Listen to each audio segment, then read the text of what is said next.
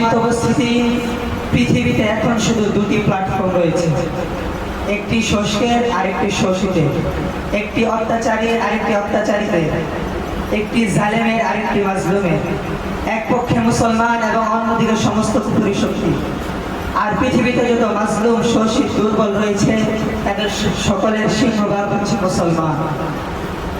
মুসলমানদের চিরশত্রু হচ্ছে ইহুদি খ্রিস্টান চক্র। এরা আল কুফরু মিল্লাতুন ওয়াহিদ, একই জাতি। মুসলমানদের নিশ্চিহ্ন করার জন্য মুসলিম গণহত্যার এই বড় পদ্ধতি চালিয়ে যাচ্ছে, তারই জ্বলন্ত প্রমাণের সব গণহত্যা। আবার সামনের যে বিলাসিতা উদাহরণটা ওমারকে নেতৃত্বের শুরুতে মার্কিনদের সহযোগিতায় 1948 সালে মুসলমানদের চিরশত্রু ইহুদিরা